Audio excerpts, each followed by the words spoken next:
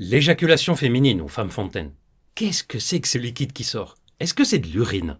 La réponse à la fin de la vidéo est promis, vous aurez une réponse claire, précise. Bonjour tout le monde, bienvenue sur Charles.co, votre chaîne santé sur laquelle vous pouvez trouver des sujets de toutes sortes, comme le sujet du jour, où on va parler de l'éjaculation féminine ou femme fontaine. Je vous dirai pourquoi on parle de ces thèmes-là, je vous dirai combien de personnes ça concerne, et surtout je vous dirai c'est quoi ce liquide qui sort, et vous allez voir, c'est passionnant. Et n'oubliez pas, Charles.co, c'est aussi un site de téléconsultation qui est prévu pour les problèmes sexuels quand on a besoin d'aide de médecins sexologues, en particulier si on a des problèmes d'érection, d'éjaculation, de libido, suspicion de déficit en testostérone, etc. On va sur le site, on choisit le type de problème pour lequel on souhaite consulter, le médecin va faire la consultation, vous dire ce qu'il en pense, vous accompagner et vous aider à résoudre les problèmes. Et vous le savez maintenant, quand on a des problèmes d'ordre sexuel, on ne se dépatouille pas pendant des mois et des mois à essayer de s'en sortir tout seul, on consulte ou on téléconsulte si c'est plus facile. Et justement, c'est lors d'une des téléconsultations récentes que j'ai eues sur Charles.co que je me suis rendu compte qu'il y avait des personnes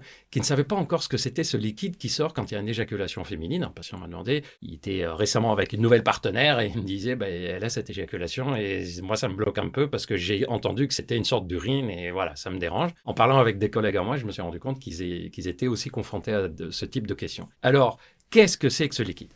Tout d'abord, petit rappel, on dit éjaculation féminine ou femme fontaine. C'est des termes qui sont utilisés soit francophones, soit anglo-saxons. En fait, l'idée de femme fontaine, bon, c'est un peu poétique, donc c'est pour ça que c'est joli, on aime bien l'utiliser. Les Américains, les anglo-saxons utilisent le terme de squirting, c'est-à-dire gicler. On parle des femmes qui ont un liquide qui sort de façon importante. Alors, ça peut être en giclant, des quantités importantes de liquide, ça peut être une giclette d'une petite quantité, comme ça peut être une sorte de ruissellement sans forcément que ça soit giclé. On pense que ça concerne 5% des femmes, mais en fait, c'est probablement plus que ça. Les études récentes diraient peut-être la moitié des femmes, mais attention, seulement une petite partie dit que c'est très régulier, c'est fréquent chez elles. D'autres disent, je l'ai déjà expérimenté, c'est pas à chaque fois, bref, c'est variable. Quoi qu'il en soit, revenons au sujet du jour. Est-ce que c'est vraiment de l'urine ? Et si c'est pas de l'urine, c'est quoi ? Tout commence avec les toutes premières études scientifiques. Et vous allez voir, je vais vous dire les découvertes, les unes après les autres, et vous allez deviner au fur et à mesure si c'est de l'urine ou pas. Et si vous ne l'avez toujours pas deviné, à la fin de la vidéo, vous aurez la réponse claire. Au début, les découvertes scientifiques ont dit on sait que chez les femmes, il y a des glandes, on les appelle glandes de Skene, qui ressemblent quand même à la prostate. Mais quand on les examine vraiment de plus près, c'est de la prostate. Elle est de petite taille, microscopique. C'est un peu comme si elle était à plusieurs endroits en même temps, pas juste un seul volume. Mais il y a un tissu prostatique. C'est ça ce qu'il faut retenir. Il y a du tissu prostatique chez les femmes. Or, la prostate, quand on y pense, on dit c'est ça aussi qui est responsable de l'éjaculation du côté masculin. Et je vous ai expliqué ça sur tout ce qu'il y a à savoir sur le sperme. Vous pouvez aller voir ces vidéos. Quand je vous parle de la prostate, je vous ai expliqué son rôle dans la fabrication du liquide qu'on éjacule. Et donc, on se dit, s'il y a une prostate, ça doit jouer un rôle quand même dans l'éjaculation. Et les études ont été analysées, ce qu'il y a dans le liquide. Et on s'est rendu compte que dans le liquide que les femmes éjaculent, il y a du PSA. Vous savez ce que c'est le PSA ? Dites-moi dans les commentaires si ça vous dit quelque chose. C'est ce qu'on dose chez les hommes quand on fait des dépistages de cancer de prostate ou surveillance de l'hypertrophie bénigne de la prostate ou d'une prostatite. C'est une enzyme fabriquée dans la prostate. Et donc, si on a du tissu prostatique chez les femmes, ce tissu prostatique étant tout le long de l'urètre et un peu autour du vagin, en plus, on retrouve du PSA, c'est-à-dire une enzyme fabriquée dans la prostate, dans le liquide éjaculé par les femmes, dans le squirt, femme fontaine, tissu prostatique et présence d'une enzyme fabriquée par la prostate dans ce liquide. C'est bon alors, c'est fabriqué par la prostate. C'est du liquide prostatique et c'est un éjaculat comme l'éjaculat chez l'homme. Mais, il y a quand même des questions à ce stade-là. Comment des microtissus peuvent donner un liquide aussi important ? Pratiquement parfois jusqu'à 30-40 fois plus que le liquide expulsé par l'homme. Comment une petite glande peut donner autant de liquide ? Deuxième question, le liquide sécrété par les tissus prostatiques est plutôt épais, blanc. Comment ça se fait que l'éjaculation féminine, c'est un liquide clair ?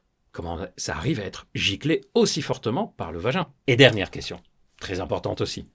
Toutes les femmes n'ont pas de tissu prostatique.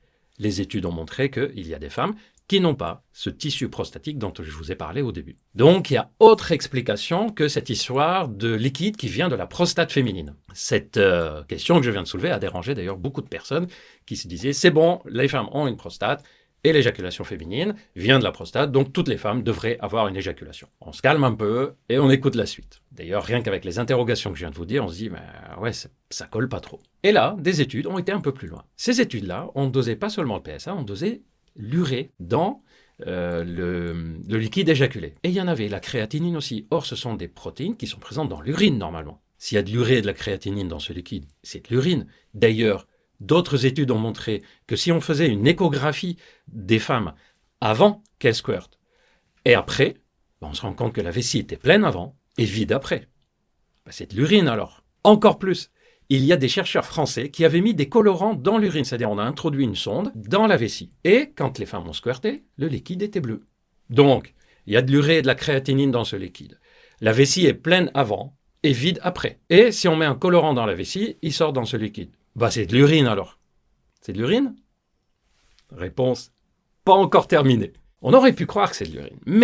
Mais, quand on demande aux femmes qui sont concernées, parce que c'est bien joli de faire des recherches, mais c'est intéressant quand même de poser quelques questions aux personnes concernées, quelle que soit la recherche, que ce soit des problèmes sexuels ou non sexuels. Quand on pose la question aux femmes qui sont concernées par ce phénomène, elles disent « Mais n'est-ce pas de l'urine? Je sais faire la différence quand même entre mon urine et ce liquide qui sort. » Moi, je vous dis, c'est pas de l'urine, c'est pas la même couleur, c'est pas la même odeur, c'est pas la même consistance, etc., etc. Et puis elles ont raison, puisque quand on fait le test du colorant autrement, on se rend compte que si on l'ingère, il ne sort pas dans l'urine. Moi, j'avais demandé à quelques patientes, alors ce n'est pas une étude publiée, c'est des choses auxquelles je m'intéressais personnellement. Et d'ailleurs, moi, j'avais demandé à quelques patientes, juste par curiosité scientifique, de leur dire, est-ce que vous voulez bien manger des betteraves, si vous aimez les betteraves, et me dire si le liquide que vous sortez au moment de l'éjaculation, au moment du squirting, est-ce qu'il est coloré? Parce qu'on sait que quand on mange des betteraves, ça colorie les urines. D'ailleurs, je ne sais pas si vous saviez ça, il y a quelques aliments qu'on mange qui peuvent changer la couleur ou l'odeur de l'urine. Vous voulez faire un test? Mangez des asperges, des crustacés, du poisson, du thon, et voyez si l'odeur de votre urine sera la même chose ou pas. Mangez des betteraves, des carottes de façon importante, crues, et vous allez voir si la couleur de l'urine va changer ou pas. Bref, ces femmes-là m'ont dit, mais oui, non, quand je mange des betteraves, l'urine, elle devient un peu plus foncée, même un peu rouge parfois si je mange trop de betterave, mais le liquide que je gicle, non. Et d'ailleurs, il y a une étude scientifique où, au lieu de mettre le colorant dans la vessie, on a demandé aux femmes d'ingérer un produit colorant. Normalement, il doit sortir par la vessie puisqu'il colore les urines. Et là, il n'est pas sorti dans l'éjaculation féminine, il est sorti dans le liquide urinaire. Et là, on se dit, mais si c'était de l'urine, on devrait avoir le liquide colorant qui sort dans les urines. Donc, pour résumer, ça passe par la vessie, mais c'est pas de l'urine. Mais c'est quoi alors? La réponse de nos jours est la suivante. Vous l'avez peut-être deviné, dites-moi dans les commentaires si vous avez trouvé la réponse, avant que je vous la dise. La réponse est la suivante. C'est un liquide spécifique à cette phase d'excitation forte ou d'orgasme, parce que ça ne survient pas que au moment de l'orgasme. Donc c'est un liquide spécifique de cette phase-là, qui passe par la vessie, mais qui n'est pas de l'urine. C'est d'ailleurs un truc qui a beaucoup perturbé dans notre esprit. Ce qui passe dans la vessie, c'est de l'urine, puisque la vessie est prévue pour ça. Et bien là, il faut se rendre compte qu'il y a un liquide qui passe dans la vessie, mais qui n'est pas de l'urine. C'est ce qui explique aussi qu'il est giclé, parce qu'en fait, la vessie, en se contractant, peut envoyer le jet à une vitesse et une force plus importante que si c'est le vagin. Vous pouvez faire le test si vous avez un vagin, vous mettez du liquide dedans et vous contractez, vous allez voir si ça sort avec la même force ou la même vitesse. Vous nous dites dans les commentaires, ça nous fera peut-être un peu sourire toutes et tous. En tout cas, l'idée, c'est un liquide qui passe par la vessie, mais qui n'est pas de l'urine. Allez, on peut admettre éventuellement l'hypothèse que c'est de l'urine tellement diluée que ce n'est plus de l'urine. Exemple, si vous mettez une goutte de sirop dans 10 litres d'eau, est-ce que vous allez dire que je bois du sirop?